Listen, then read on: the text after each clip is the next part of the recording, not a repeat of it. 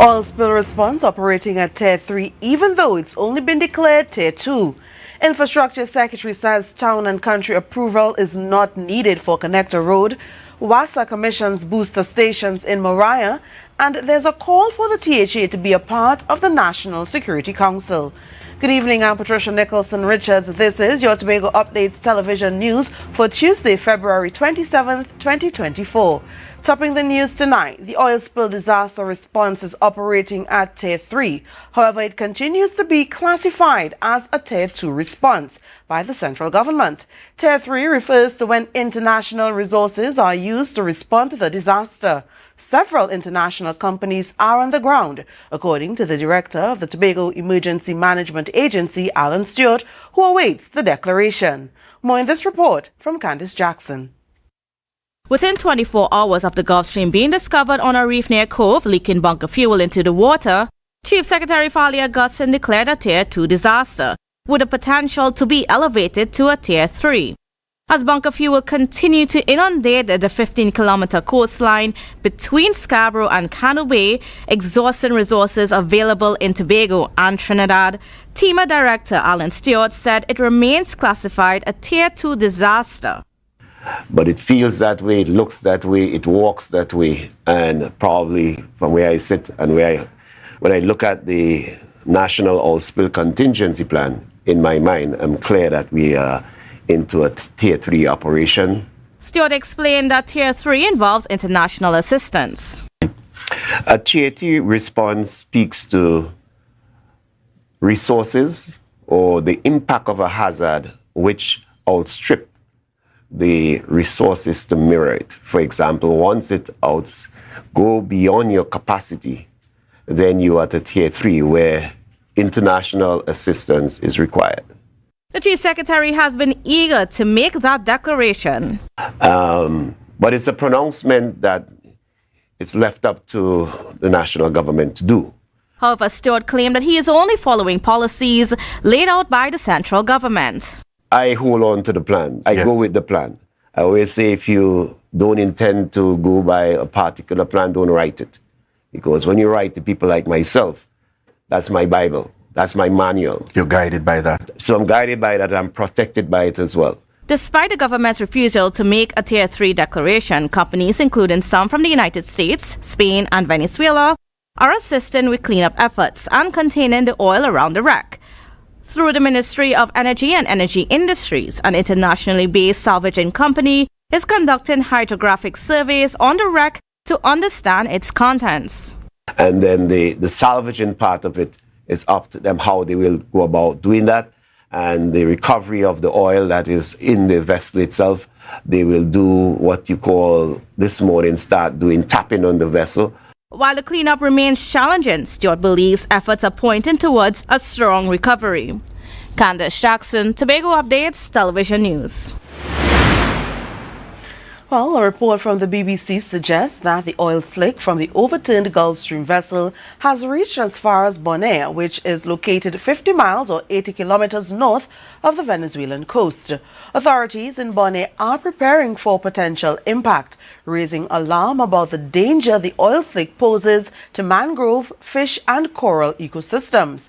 Bunker fuel continuously leaks from the vessel, which is stuck on a reef near Cove Estate in Tobago. It was discovered on February 7th. However, investigative journalists from Bellingcat detected that the vessel was leaking fuel as early as February 3rd. They unearthed satellite imagery of the vessel being towed by the Solo Creed after it left Pozuelos Bay, a Venezuelan port used by the state-owned PDVSA oil company. The Solo Creed was last detected by AIS responders on February 4th near Aruba, and its whereabouts remain unknown. It is still unclear what happened and how the Gulf Stream capsized, eventually drifting into Tobago's waters. The owners of the vessels continue to elude authorities. All that is known is that the vessels were expected to arrive in Guyana on February 6th, but did not. The Tobago House of Assembly previously stated they are following leads in tracking down the owners of the vessel to hold them liable for an environmental disaster. Now, the fisherfolk and various stakeholders from the Lambo and the Scarborough areas engaged in a constructive dialogue to date with key representatives from the THA. The meeting was led by Chief Secretary Farley Augustine and included Assemblyman Dr. Faith B. Israel, Assemblyman Wayne Clark, and TIMA's Director Alan Stewart. The delegation convened to address the progress of the response and the pressing issues impacting stakeholders at the Shore Park Food Hub. Amidst the challenges posed by the ongoing disaster, the participants emphasized the importance of unity and resilience in navigating through the difficulties together. The meeting underscored a collaborative effort between the community, the fishing community that is, and the THA to address concerns and find viable solutions to support affected individuals and businesses in Tobago. Secretary of Infrastructure, Quarries and Urban Development Trevor James believes that town and country approvals are not needed to construct the Friendship Connector Road and claims the law is on his side. He has been accused of ignoring statutory regulations to have certain approvals before proceeding with developmental projects on the island. More in this report from Candice Jackson.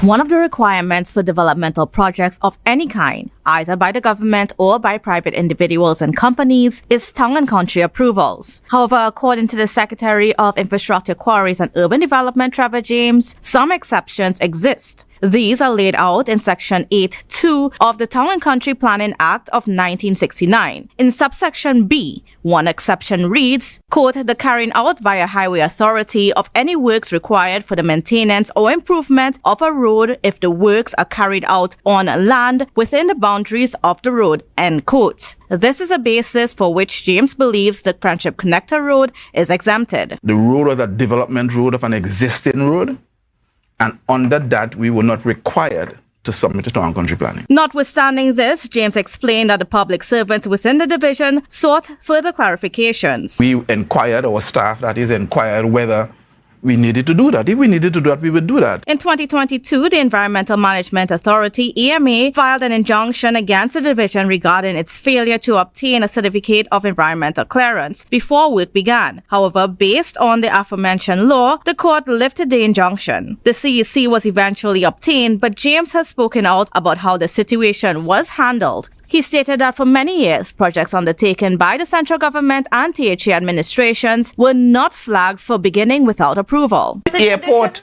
project today does not have building approval. But does that tradition make it right? It's not about right and wrong. This is about a country trying to move forward, and public authorities, government and statutory authorities coming together to work to ensure that the right thing is being done for the people. He also criticized the length of time statutory bodies take to process approvals, which led to the government circumventing the need to have them on hand before beginning a project. As public authorities, we have to be equal across the board. We cannot allow the airport project to be built without any town country approval and then come to the public and make noise for a little road. The Friendship Connector Road is 75% complete, with anticipated completion by the end of March. It is a 2.7-kilometer dual carriageway from Sherburne to Storby local connector. It is being constructed by California Stucco Company at a cost of $70 million through a design finance build arrangement, meaning that the payment will be issued incrementally from a predetermined date following the completion of the road. Candice Jackson, Tobago Updates Television News. Coming up after the break, the IDA labels the current THA administration as unlawful. We'll tell you why after this. Your destiny. The best way to predict it is to create it. Do you see yourself exploring exotic destinations or spending quality time with family? However you see yourself, create your own retirement destiny with Tata Life's Destiny Personal Savings Booster. Choose from one of 3 investment options with guaranteed minimum investment returns to secure a monthly retirement income for life, with the option to choose your retirement age. So what's your retirement destiny? Call 62TATIL or visit tatil.co.tt to learn more today. Conditions apply. Tatil Life, a member of the Ansa Makal Group. The best place to stay in Tobago is at Thorns Place with rates starting as low as 200 TT. Call or WhatsApp 745-7306 or 682-8676. We are located uptown Scarborough, 5 minutes away from the port. Remember, at Thorns Place, our aim is to make your stay safe and affordable.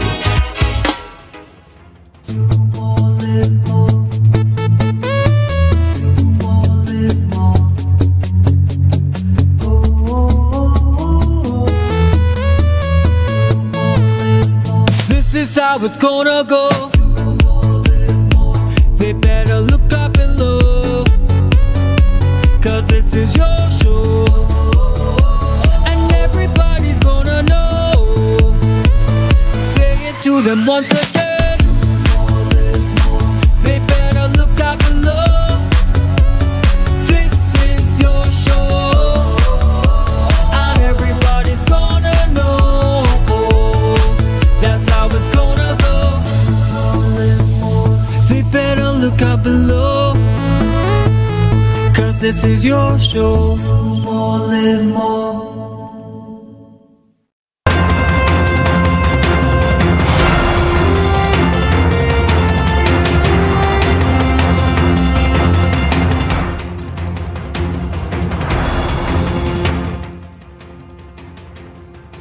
Thanks for staying with us.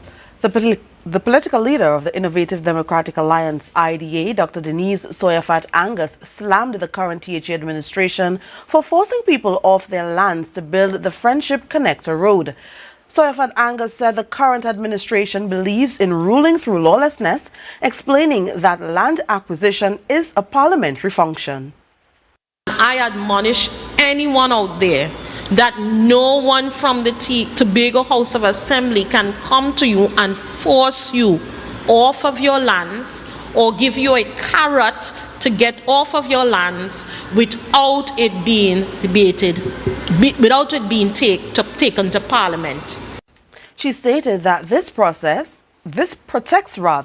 the average citizen from their lands being arbitrarily taken to get nothing in return. Soyafat Angus described their actions as hypocritical, comparing it to how they reacted to this project before they got into office. They complained before they got in there and even marched on the airport issue for landowners when they were out of office. But now they are doing worse to Tobagonians with regard to due lawful process. They complained before they got in there and even marched on the airport issue for landowners when they were out of office. But now they are doing worse to Tobagonians with regard to lawful processes. The IDA leader said the law protects the vulnerable from being disadvantaged and that Tobagonians have the right to enjoy their property peacefully. She also stated that it is unacceptable that their tax dollars are being used to defend unlawful actions. The Water and Sewerage Authority of Trinidad and Tobago collaborated with the Tobago House of Assembly to build 2 water boosters to relieve residents in Highland and Pine Hill, Moriah. Minister Ariana Webster-Roy, Member of Parliament for Tobago East, expressed great satisfaction at the commissioning that occurred today. Reporter Tanika Crookshank has the details. As a resident, Ariana Webster-Roy expressed relief that water booster stations are now in her area, as it was frustrating listening to the cries of her residents who experience water woes. Today we don't have to have a Moses to strike a rock, because God has laid it on the hearts and on the minds of those who manage WASA, those who manage at the Ministry of Public Utilities, to ensure that Tobago East is not forgotten, to ensure that the people of Tobago East can drink of the life-giving water that we so need, not only just for sustenance, but for us to be productive, meaningful contributors to national development. Given that women are the ones who take care of the homes daily, Webster-Roy said that 2 facilities, one in Highland and one in Pine Hill, are necessary. We have to wash, we have to clean, we have to cook, we have to see about them children, make sure they get up early and they bathe and they go to school.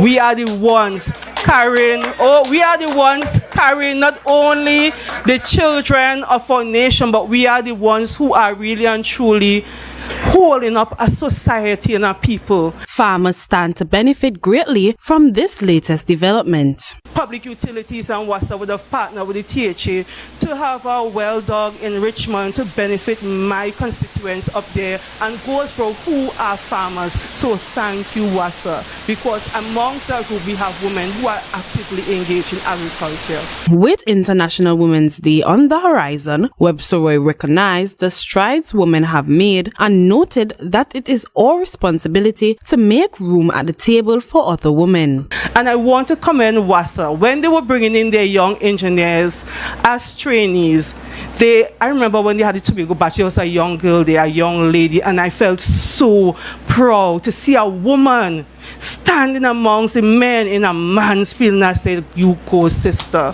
Tanika Cruikshank, Tobago Updates Television News. At last week Thursday's plenary sitting, the Chief Secretary put forward a motion calling for the formation of a standing committee to assure public safety in Tobago. Political leader of the Innovative Democratic Alliance, Dr. Denise Soyafat Angus, shared her thoughts on this motion and provided suggestions. Here's more. Soyafat Angus said that the IDA's stance is that the island should be a part of the National Security Council, with the THA holding discussions with the central government about this committee. The IDA, consistent with its vision, believes that Tobago, Trinidad and Tobago will be safer with Tobago informally accommodated at the National Security Council now. Soyafat Angus said this is what should be debated in the legislature and sent to the central government. She chastised Chief Secretary Fali Augustine for his approach to the issue. The approach of the courtesy arrangements that the Chief Secretary dubs his Security Council, comprised of a committee of public officials who he has no jurisdiction over, while there is an extremely poor relationship with their superiors. It feels like chewing beef without gums, without teeth. Soyafat Angus commented that it is a well-intended action, but it will cost a lot more in the end. She noted that if the central government challenges the legality of the process, the THA will have to spend money to legally defend their actions, rather than using persuasion to have Tobago included in the National Security Council. We must avoid unnecessary legal battles that drain already sparse resources and hinder progress. This administration has to change its approach, since it is already growing a reputation of the administration with the largest legal expenditure during its tenure.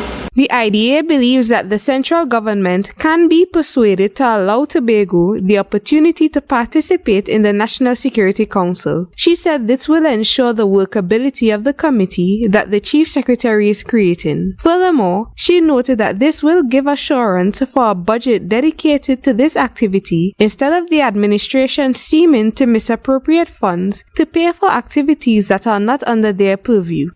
Ariana Scipio, Tobago Updates Television News. Well, up next, Gary Griffith says he's providing a third option for voters as election 2025 draws closer. The details after this. Coconut's Cafe, the buffet restaurant that specializes in all your tasty local dishes. For breakfast and for lunch. Breakfast includes coconut bake and sada roti, served with chokers, buljoil and sausages in tomato sauce. Not forgetting beef and cheese pies, shepherd's pie, macaroni pie and rice in various styles. Meat served in a variety of flavors, garden salads and pasta salads. All this accompanied by fruit juices, coconut water, your choice of a great combination to appease your taste buds. So call us today to order, as we are here to accommodate your busy schedules or if you are having a cooking day off.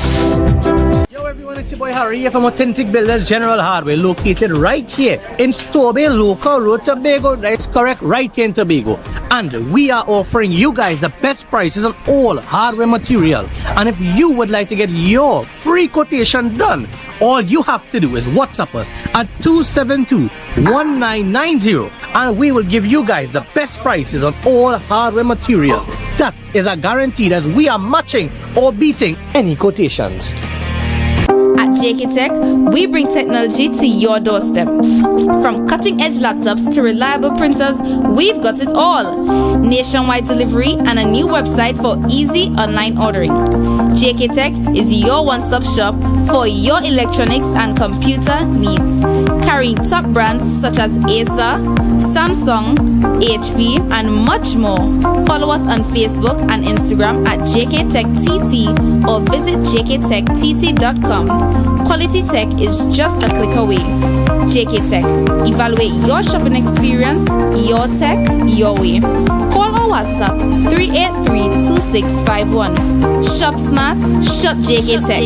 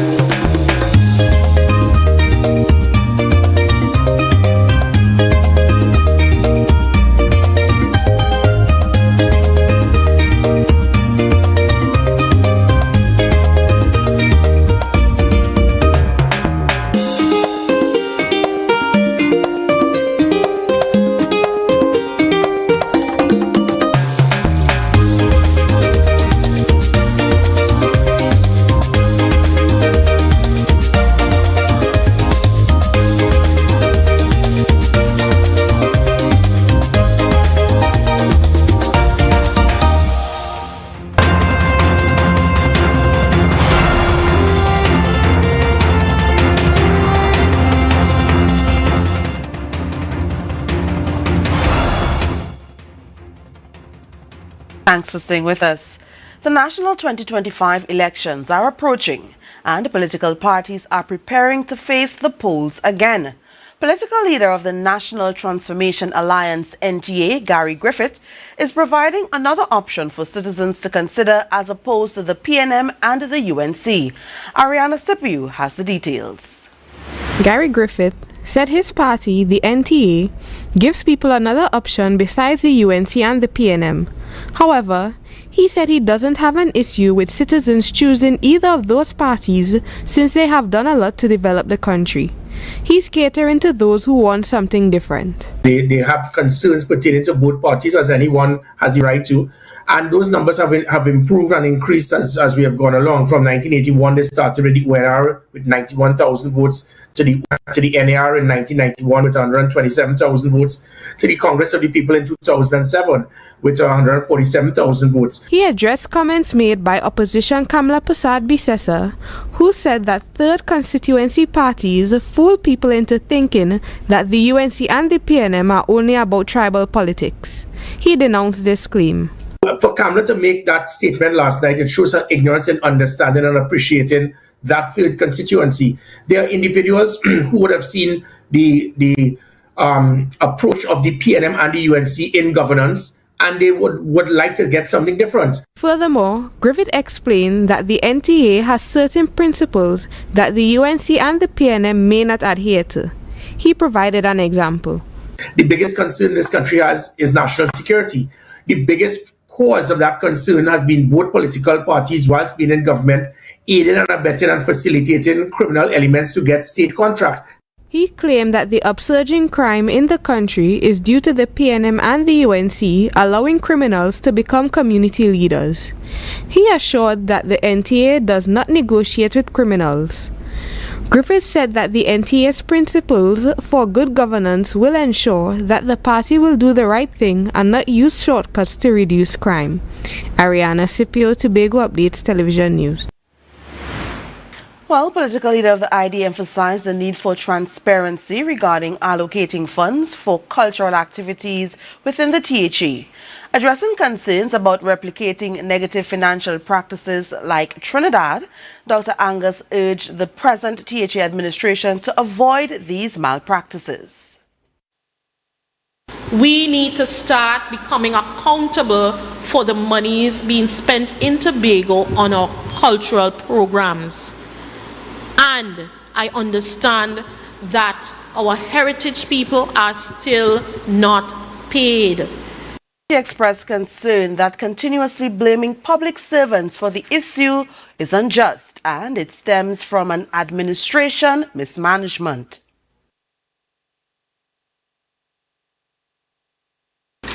Ultimately, Tobago simply cannot afford the corruption, the waste, and mismanagement of its limited resources.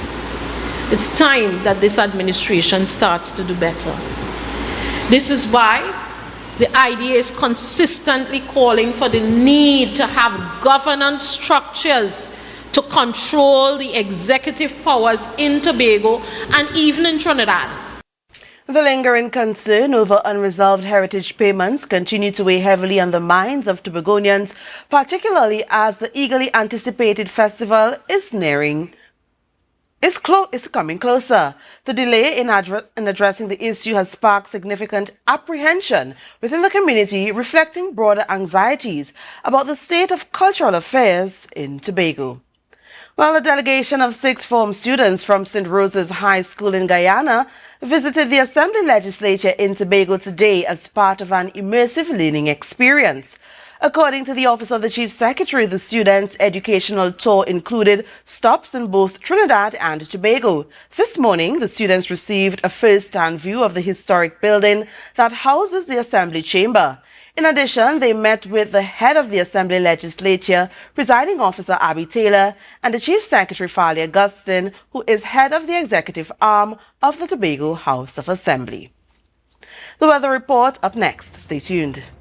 You can now get whatever you need whenever you need it anywhere in Tobago with Tapago. Your meals, medication, groceries, and shopping all delivered directly to you. No more hassle, no more stress. Get the Tapago app today on Google Play or Apple App Store. That's TAPPOGO and let us deliver to you. Check our website at www.tapogo.app or call the experts at 494-TOGO and 484-4746. Tapago.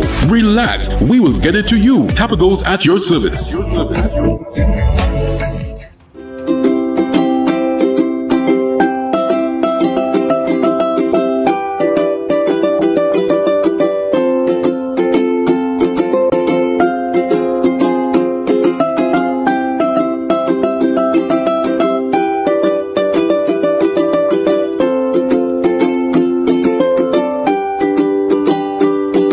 Rotisserie, mouth-watering fries, salads, combos, and specials galore. Feeling for something to eat? Come and see. Our rotisserie is seasoned to the T. Kicking chicken, masala, and jerk roast. Crispy fries made from scratch. Who do you know can't beat that? Or salads freshly cut and packed. When you taste it, you'll be wanting to come back. So come check us out on number 2 Robinson Street, Uptown Scarborough, Tobago. We open on Saturday nights from 7:30 to 11:30 p.m. Monday to Thursday, we're open from 10 a.m. to 9:30 p.m. and on Friday, 10 a.m. to 4:30 p.m. Contact us at 772-7443 and all social media handles at The Rotisserie Factory.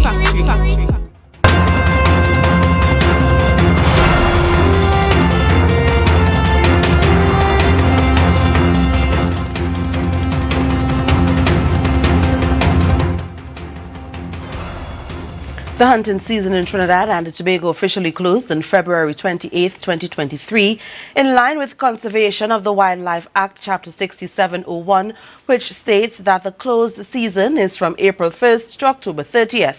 There is a grace period in March during which any forbidden meats may be disposed of. Anyone found violating the law regarding the hunting season can face a fine of $100,000 or up to 6 months in imprisonment. Persons are advised to contact the Department of Natural Resources and Forestry for further information. Now for the weather update from the TNT Met Office tonight. Expect mostly clear and cool conditions with a low chance of an isolated shower. Temperatures will drop to 24 degrees Celsius. Tomorrow, a few cloudy intervals accompanied by spotty showers will interrupt a generally fair day, with mild haze expected. Temperatures will climb to 32 degrees Celsius with a heat index reaching 36 degrees. Seas will be slight to moderate with waves near 1.5 meters in open waters and below 1 meter in sheltered areas. Sunrise is at 6:18 and sunset at 6:12.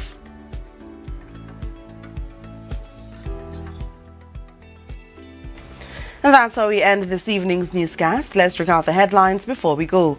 Oil spill response operating at Tier 3, even though it's only been declared Tier 2. Infrastructure Secretary says town and country approval is not needed for Connector Road. WASA commissions booster stations in Mariah, and there's a call for the THE to be a part of the National Security Council. I'm Patricia Nicholson Richards, thanking you so much for joining us and wishing you a good night.